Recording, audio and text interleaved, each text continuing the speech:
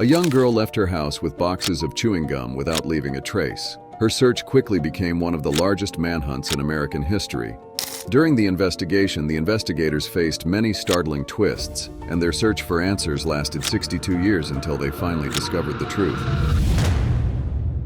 Candace Rogers, affectionately known as Candy, came into the world on July 18, 1949, in Spokane, Washington. She was her parents' sole focus, their only child, even after their separation shortly following her birth. Despite the split, her father remained close by, ensuring they shared precious moments together in their hometown. Candy was an ordinary yet delightful child, finding joy in outdoor adventures with her friends, immersing herself in nature, and cherishing moments with her beloved dog. She harbored aspirations of joining the Campfire Girls, a cherished institution of her time akin to the Boy Scouts, but tailored exclusively for girls. In this esteemed group, they honed practical skills, embarked on exciting hikes, and fostered bonds that lasted a lifetime. In 1959, at the age of 9, Candy's long-awaited opportunity to join the organization finally arrived, filling her with excitement. Among the Campfire Girls' duties was selling mints. Armed with boxes of confectionery provided by the organization, they ventured door to door, enthusiastically presenting residents with the chance to purchase them. On Friday, March 6th, Candy was supposed to do this after school. She returned home, had dinner, played with her dog, and around 4 p.m. she took about 8 boxes of mints and headed out. Candy planned to walk through nearby streets and offer sweets to her neighbors. Other girls were also supposed to visit houses in this area, but they had pre-allocated streets to avoid overlapping and offering sweets to the same people. As the hours stretched on, a growing unease gripped Candy's mother as her daughter failed to return. Despite the expectation of her presence by 6 p.m., Candy's absence became increasingly concerning. With dusk descending, her mother resolved to take action, joined by Candy's grandfather in a quest to find her. Together, they traversed the familiar streets of their neighborhood, their steps echoing with worry as they searched for any sign of Candy's whereabouts. Soon, some family friends and neighbors joined the search, wanting to help. But despite their efforts, they couldn't find any traces of Candy. So her mom decided to call the police. By that time, the streets had already darkened, and it had become increasingly clear that something bad might have happened to Candy. The police promptly joined the search, beginning with inquiries among the neighbors. Their investigations revealed that Candy had sold only 1 box of mints, suggesting that something untoward may have occurred shortly after she left home. However, one resident reported sighting the girl on a nearby street around 6:30 p.m. This was perplexing, as Candy's mother was already actively searching for her at that time. Candy's grandfather also shared strange observations when he went in search of his granddaughter and arrived on the same street mentioned by the witness who saw the girl. He almost got struck by a speeding car that even hit the curb. Unfortunately, he didn't see the license plate but remembered it was a green 1953 Ford. The police circulated a description of the car but were unable to locate it. At approximately 9:00 p.m., they stumbled upon several discarded mint boxes scattered along the roadside near a bridge. It became evident that these boxes belonged to Candy, intensifying the growing unease. The police focused their search in this area, combing both riverbanks along with a small wooded zone on either side. They scoured the area all night but couldn't locate Candy. By morning, news of Candy's disappearance spread through local newspapers, and soon, statewide media started covering the case. In 1959, child disappearances near their homes were unusual because it happened extremely rarely. The residents of Candy's town hadn't faced such a case in many years, leaving them deeply disturbed. At dawn, law enforcement intensified their search efforts, mobilizing additional officers, mounted units, off-road vehicles, and even military personnel. Helicopters scanned the terrain from above as they joined the search operation. Moreover, a substantial number of volunteers from both urban and neighboring regions rallied to aid in the search. In sum, more than 1,000 individuals contributed to the search, rendering it one of the most expansive in the nation's history at that moment. The search area extended to 11 miles around the girl's home, yet they still couldn't find her. On the same day, another tragic event unfolded. A helicopter involved in the search clipped power lines and crashed, resulting in the loss of 3 out of the 5 crew members. Despite tireless efforts spanning several days, the search for Candy yielded no results. Police officers toiled tirelessly, working round the clock in shifts, striving to find any trace of her. Investigators meticulously pursued approximately 750 leads received in the early days of the search, diligently checking each one, but all led to dead ends. 15 days later, Two military members from the local base went into the woods west of Spokane on a hunting trip. There, they noticed children's shoes on the ground, immediately recalling Candy's disappearance. Many military members had been involved in the search, so they were all well aware of the case. They reported this discovery to the police, who showed the shoes to Candy's grandfather. He confirmed that the shoes indeed belonged to his granddaughter. The police proceeded to search the woods where, within minutes, an officer noticed a foot protruding from the bushes. Tragically, they discovered the lifeless body of the girl amidst the undergrowth, concealed under pine branches. Forensic analysis revealed that she had been strangled, the perpetrator employing a torn piece of fabric from her skirt for this heinous act. Bruises on Candy's hands and feet suggested she had been restrained, although no ropes were found nearby. Additionally, investigators determined that she had been subjected to sexual abuse. During the search of the crime scene, police found a green car seat cover nearby, but they couldn't establish whether it had any relevance to the murder. On Candy's clothing, officers noticed a small purple stain that smelled like grape-flavored chewing gum. Yet once again, they couldn't establish any connection to the case. With no solid leads pointing to the killer, the police diligently pursued any potential clues. Investigators meticulously analyzed incoming tips and delved into the backgrounds of hundreds of individuals, neighbors, suspicious characters, and individuals with prior criminal records. Soon, they focused their attention on a 50-year-old man named Alfred Braves. The reason he became a suspect was quite peculiar. He took his own life on the same day Candy's body was discovered. He did it right in his car, not far from where the mint boxes were found.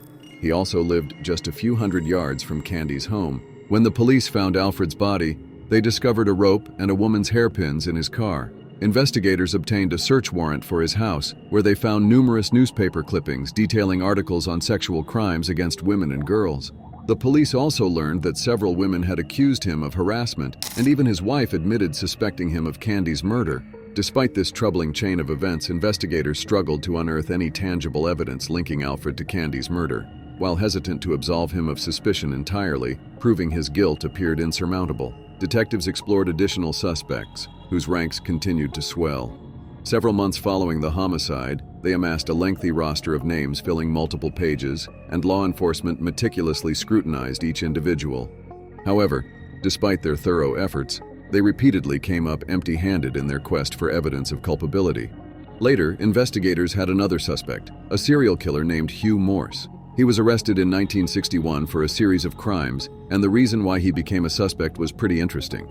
Hugh was known for constantly chewing grape-flavored gum. As we recall, a similar substance was found on Candy's clothes. Another reason to suspect him was that he killed two women in Spokane a few months after Candy's death. Hugh began committing crimes pretty early. His first arrest was for assaulting a woman, but he faced no real consequences. He was simply discharged from the army, where he was serving at the time. Later, he committed a series of robberies in Los Angeles and served only 6 months. After his release, he lured two 8-year-old girls to a secluded area, promising them ice cream. He sexually assaulted them and was arrested once again. Surprisingly, he managed to avoid prison. A medical commission deemed him a sexual psychopath, so he was placed in a mental health facility. After 2 years, doctors believed he was cured and released him. Hugh moved to Spokane, where he started peeping into women's windows. In November 1959, he broke into a 28-year-old woman's home, assaulted, and killed her. 10 months later, he entered a 69-year-old woman's residence, repeating the same actions as with the previous victim. A month later, he assaulted another woman, stabbing her multiple times, but she survived. After these crimes, he left the city and over the next few months committed numerous other offenses, attacking women and girls with a knife, sexually assaulting them, and killing 2 more victims. Hugh perpetually roamed between various cities and states until the FBI assumed jurisdiction over his case. Placed on the list of the nation's 10 most wanted criminals, he was swiftly apprehended. Sentenced to multiple life terms, Hugh attempted suicide in his cell. Despite his efforts, he was rescued by guards and continued to serve his sentence. Detectives in Candy's case repeatedly visited him in prison, but the man denied any involvement. He also went through a polygraph test, which indicated he was telling the truth. However, this tool carries no weight in court due to its questionable accuracy. In light of Hugh's personal history and residency in Spokane during the time of the murder, investigators deemed him their top suspect. However, despite their suspicions, he persistently refuted any involvement, and law enforcement remained without evidence tying him to the crime. Later, the police focused on another suspect, a 49-year-old man named Howard Barnett. In February 1960, he was arrested on suspicion of molesting a minor girl. A few days after the arrest, he took his own life in his cell at the Spokane police station. Before this, he wrote a message on the wall in his own blood stating, "I have a sin before the Lord." His wife was only informed of her husband's arrest after his passing. When speaking to the police, she inquired about his potential involvement in the case, specifically asking if he had killed that girl, referring to Candy. Despite thorough investigation, detectives were unable to uncover any evidence linking Howard to the crime. Nevertheless, Howard remained a primary suspect, primarily due to his residence on the same street as the victim. Over the span of several years, law enforcement persisted in their pursuit of justice, tirelessly pursuing fresh leads and scrutinizing alternative suspects. During this time, a pivotal moment emerged when a woman came forward recounting an encounter from the day Candy vanished. She had observed a green car trailing the girl. This revelation reignited the investigation's focus on locating the elusive vehicle. Despite their dedicated efforts, no concrete breakthroughs ensued.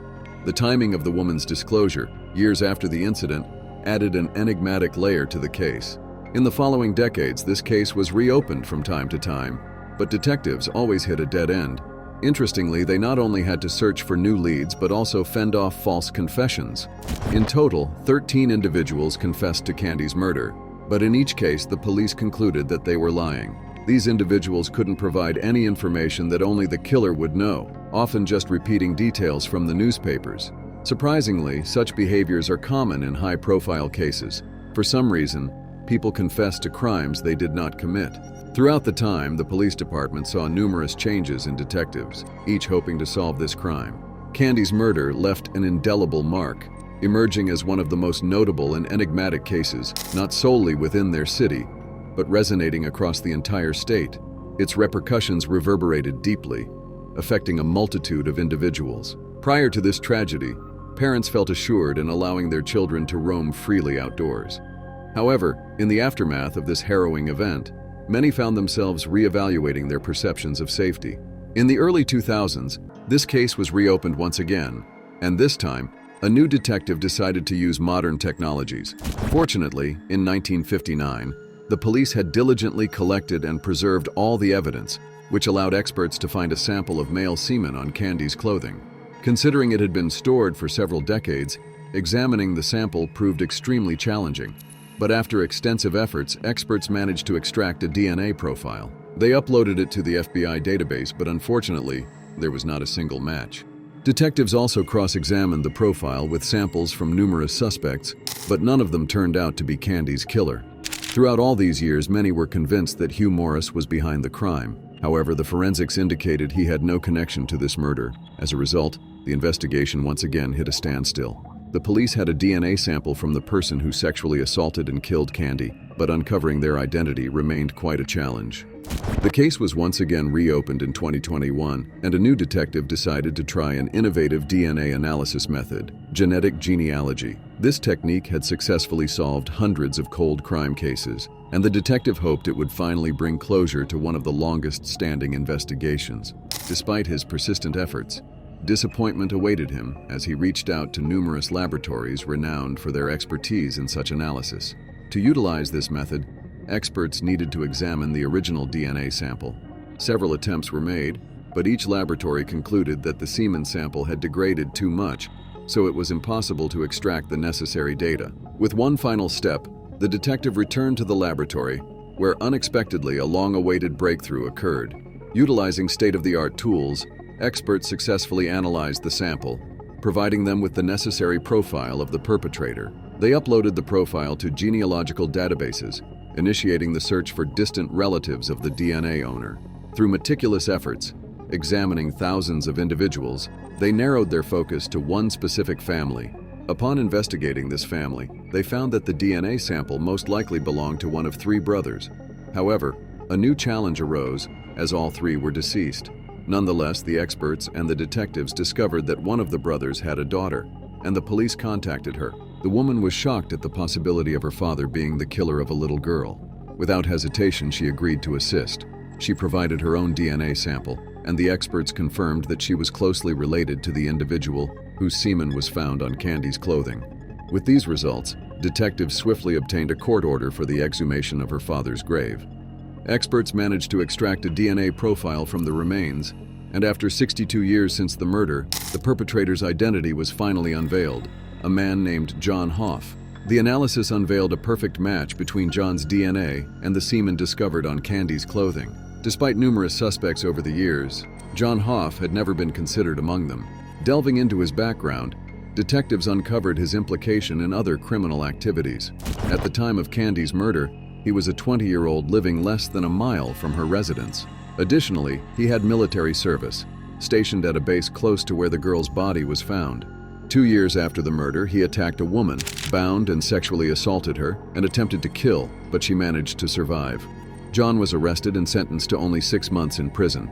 He was also disgracefully discharged from the army. Upon release, John started a family, having 4 children, 2 sons and 2 daughters. He remained off the police radar, living a seemingly ordinary life. John changed jobs several times, and once, while working in a food packaging plant, he suffered a severe chemical burn to his face, leaving a lasting mark. In June 1970, 11 years after Candy's murder, John's life tragically ended as he took his own life, leaving behind no explanation. Police further speculated that the victim might have been acquainted with him, as Candy was friends with his sister, who was 10 years old at the time. Years later, she confided in detectives that after her friend's murder, she sought solace in her brother's embrace, unaware that he was the perpetrator behind Candy's death. Sadly, the girl's parents never witnessed the revelation of their daughter's killer's identity. Candy's mother passed away in 2006, while her father took his own life in 1963, just 4 years after the tragic incident. The motive behind his suicide remains a mystery, leading to speculation that he couldn't bear the loss of his own daughter. Nonetheless, this case's resolution marks it as one of the most enduring investigations. Spanning over 62 years, it engaged not only multiple detectives but also different generations.